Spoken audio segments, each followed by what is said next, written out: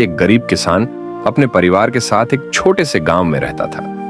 वह बहुत ईमानदार और मेहनती था, लेकिन फिर भी उसे 2 वक्त की रोटी जुटाने में कठिनाई होती थी। एक दिन भूखमरी से परेशान होकर उसने भगवान शिव की तपस्या करने का निश्चय किया। वह जंगल में जाकर कठोर तपस्या करने लगा।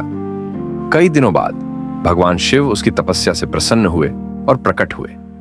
शिवजी ने उससे पूछा, वत्स, तुम मुझसे क्या चाहते हो? किसान ने विनम्रता से कहा, भगवान, मेरा परिवार भूखा है, कृपया हमें धन और भोजन का वरदान दें। भगवान शिव मुस्कुराए और बोले, मैं तुम्हें एक छोटा सा अमृत का घड़ा देता हूं।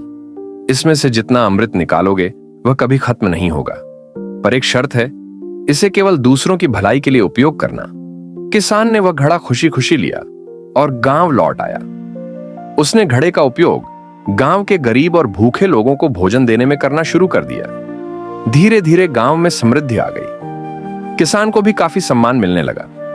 एक दिन किसान के मन में लालच आ गया। उसने सोचा, क्यों ना मैं इस अमृत को केवल अपने लिए उपयोग करूं और अमीर बन जाऊं। जैसे ही उसने केवल अपने लिए अमृत निकाला, घड़ा खाली हो गया और फिर से नहीं भरा। किसान को अपनी गलती का एहसास हुआ। वह फिर से भगवान शिव के पास गया और क्षमा मांगी। शिवजी ने कहा, लालच से कुछ नहीं मिलता, लेकिन करुणा और सेवा से संसार को बदला जा सकता है। अगर तुम दोबारा दूसरों की भलाई के लिए काम करोगे तो मैं तुम्हें आशीर्वाद दूंगा। किसान ने अपनी गलती सुधारी और फिर से गांव की सेवा करने लगा।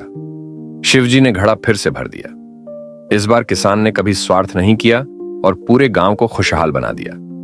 यह कहानी सिखाती है कि करुणा और दूसरों की भलाई में ही सच्ची समृद्धि और संतोष है। लालच हमें सब कुछ खोने पर मजबूर कर देता है, जबकि सेवा से हमें ईश्वर का आशीर्वाद मिलता है।